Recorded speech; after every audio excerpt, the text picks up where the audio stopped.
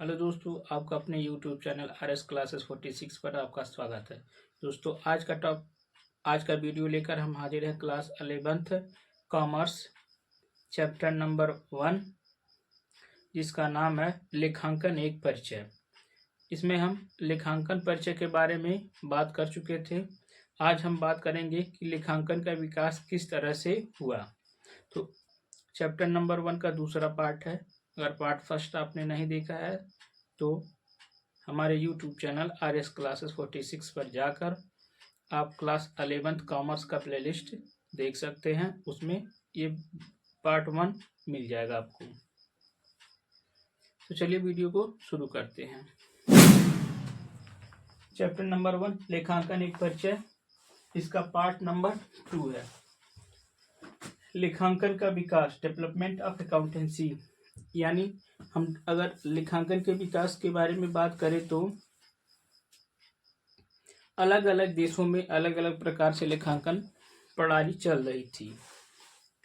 उसमें से एक विशेष नाम आता है जिसका नाम है फ्रांसिस्कन ऑफ लुकस पैसियोली। यानी लुकस पैसियोली इनका नाम था और ये कहाँ के रहने थे? फ्रांसिस्कन थे। इन्होंने क्या किया था को लेखांकन का प्रारंभकर्ता माना जाता है। यानी ऐसा माना जाता है कि जो लेखांकन की प्रणाली अपनाई गई है ये इन्हीं के द्वारा बनाया गया है। 1494 में इटली के वेनिस नगर में, यानी 1494 में इटली के वेनिस नगर में इनकी एक पुस्तक का नाम जरूर याद रखें, क्योंकि यहाँ से एक क्वेश्चन आपके MCQ में मिल जाता है। डी कंप्यूटिसेट स्क्रिप्चरिस, इंग्लिश में इसको बोलते हैं डी कंप्यूटिसेट स्क्रिप्चरिस। यानी हिंदी और इंग्लिश दोनों सेम ही है, बस नाम इंग्लिश में थोड़ा सा स्पेलिंग के साथ आता है, उसमें हिंदी के साथ आता है।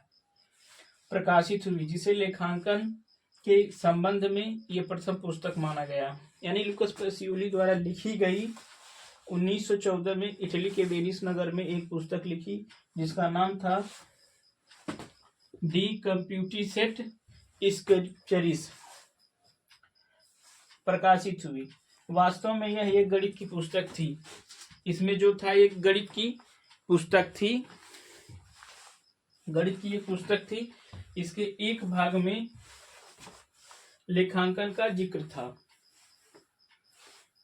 केवल इसमें एक भाग में लेखांकन का जिक्र था।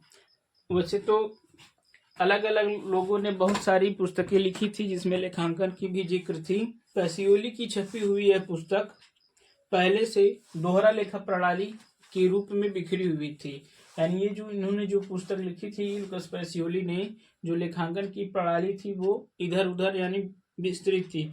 इन्होंने क्या किया कि सारे जगह से थोड़ा थोड़ा जो बिखरे हुए रूप में था लेखांकन, उनको एक इकट्ठा करके इस पुस्तक में एक जगह पे स्थान दिया, जिसे इटालियन प्रणाली, यानी जिसे लेखांकन की इस प्रणाली को इटालियन प्रणाली कहा गया और इसे बुक एजेंसी का नाम दिया गया। क्या नाम दिया गया? इसको बुक एजेंसी का नाम दिया गया। बुक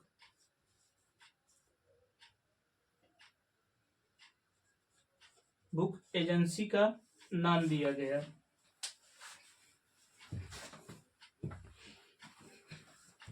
और इसी को बुक एजेंसी के नाम से भी पुकारा गया।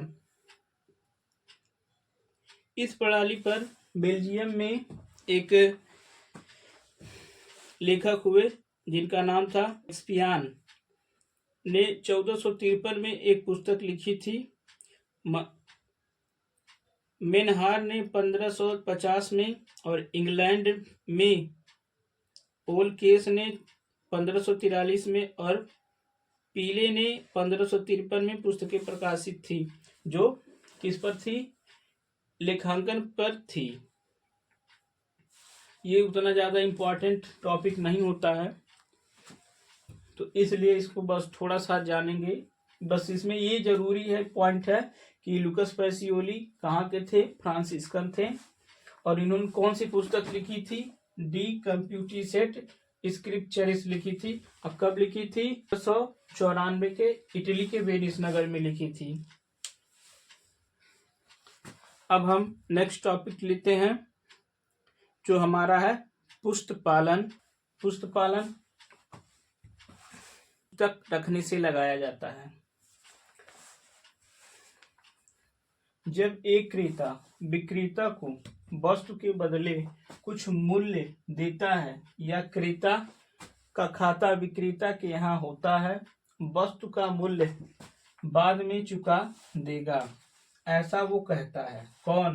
क्रेता कहता है।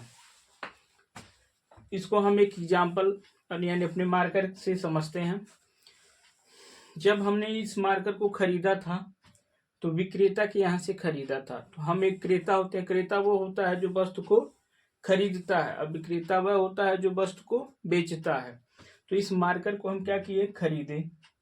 तो जब खरीदेंगे तो उसके बाद इस मार्कर के बदले में हम कुछ ना कुछ क्या देंगे? उनको मूल्य देंगे, इसका दाम देंगे। तब जब एक क्रेता विक्रेता को ये पेन मार्कर दिया होगा तो हमने उसको मूल्य दिया होगा। जब मूल्य दिया होगा तो वो अपने पुस्तक में एक लेखा करेगा कि हमने एक मार्कर बेच दिया, हमको मार्कर के बदले में पैसा मिल गया। किंतु जब यह मार्कर हम उससे बार बार खरीदेंगे तो वो कहेगा कि आप चाहे जितना मार्कर ले जाइए हम आपको दे देंगे, चाहे वो नगद हो चाहे उधार हो। तो वो क्या करेगा? अपने यहाँ यानी विक्रेता अपने यहाँ अपने पुस्तक में हमारे नाम से एक खाता खोल लेगा। जो भी माल हम खरीदेंगे, माल का अर्थ मतलब होता है कि जब व्यापारी जिस वस्तु में व्यापार करता है उसको माल कहते हैं, जिसको हम इंग्लिश में गुड्स कहते हैं। माल का अन्यथा मत लीजिएगा, आप लोग होशियार हैं, समझदार हैं। अब आते हैं, यदि क्रेता ने वस्तु ली है तो एक और सौदा होगा, यानी जब हम उधार माल लेंगे तो एक और सौदा होगा। और हर सौदे के दो पक्ष होते हैं, एक डेबिट होता है, दूसरा क्रेडिट होता है। सौदे इतने अधिक एवं इतने जटिल होते हैं कि इनको याद रखना असंभव हो जाता है। यानी हम मार्कर के बाद और बहुत सारी वस्तुएं विक्रेता से खरीद सकते हैं। जब बार बार ट्रांजेक्शन करेंगे तो इतना अधिक हो जाएगा कि वो विक्रेता जो है वस्तु को याद नहीं कर सकेगा, यानी उन सौदों को याद नहीं रख सकेगा, जिसके कारण वह एक निश्चित पुस्तक में लिख लेगा। इन्हीं सौदों को जिस पुस्तक में लिखा जाता है उसे हम पुस्तक पालन कहते हैं। और पुस्तक पालन का मतलब होता है पुस्तकों के पालने से, अर्थात पुस्तकों को रखने से लगाया जाता है। पुस्तक पालन का साधारण अर्थ पुस्तकों के रखने से लगाया जाता है। इसकी परिभाषा निम्नलिखित है, यानी अभी तक जो परिभाषाएं यहाँ आपको दिख रही हैं वो सारी की सारी परिभाषाएं क्या है? अधूरी हैं। चलिए एक एक करके जानते हैं, उनके कारण भी जानते हैं क्यों अधूरी है। विलियम पिकल्स के अनुसार, यानी विलियम पिकल्स ने कहा है, पुस्तक पालन की प्रणाली लगभग सभी जगहों पर प्रयोग की जाती है जिसके अंतर्गत प्रत्येक डेबिट का क्रेडिट होता है। पुस्तक पालन की प्रणाली लगभग सभी जगहों पर प्रयोग की जाती है। ये तो हम भी जानते हैं कि पुस्तक पालन की प्रणाली अगर नहीं रहेगी तो सौदों को लिखना दूभर हो जाएगा, यानी कि मुश्किल हो जाएगा, जिससे हमें सौदों के बारे में पता नहीं चलेगा। जिसके अंतर्गत प्रत्येक डेबिट का क्रेडिट होता है, यानी सौदों के दो रूप होंगे, एक डेबिट और दूसरा क्रेडिट। लेकिन इसमें ये परिभाषा में ये नहीं बताया गया है कि पुस्तक पालन का अर्थ नहीं बताया गया है। अर्थ न बताकर इसके सिद्धांत को बताया गया है, इसलिए इनकी परिभाषा में ये मुख्य कमियां हैं। अगला है स्पाइसर एवं पेगलर के अनुसार। स्पाइसर और पेगलर ने कहा है, पुस्तक पालन व्यावसायिक सौदों तथा अन्य सौदों को मुद्रा के रूप में लिखने की कला है। व्यावसायिक सौदों क्या होता है? व्यावसायिक मतलब जो एक व्यवसाय में एक व्यापारी दूसरे व्यापारी से लेन देन करता है उसको व्यापारिक सौदे कहते हैं। तथा अन्य सौदे क्या होते हैं? अन्य सौदों में जैसे हो गया वेतन दिया, मजदूरी दिया, चंदा दिया, ये सारे के सारे अन्य सौदे होते हैं। तो इनको क्या करता है? लिखने की कला है, यानी पुस्तकों में किस तरह से सौदों को लिखा जाए उसकी कला बताई है, लेकिन इन्होंने भी क्या किया? अर्थ को नहीं बताया है। अगली परिभाषा है रूलैंड के अनुसार। रूलैंड ने लिखा है कि पुस्त पालन सौदों को कुछ निश्चित सिद्धांत के आधार पर लिखना है। यानी रूलैंड ने के अनुसार पुस्त पालन सौदों को कुछ निश्चित सिद्धांत के आधार पर लिखना है। इन्होंने कहा कुछ निश्चित सिद्धांत के आधार पर लिखना है।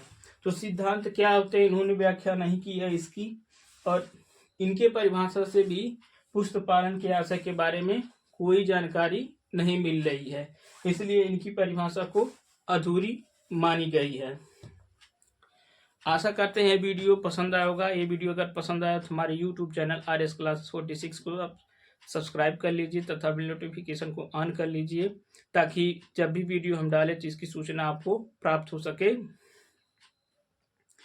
और आशा करते हैं आप लोग अपने एग्जाम की तैयारी अच्छे से करते होंगे।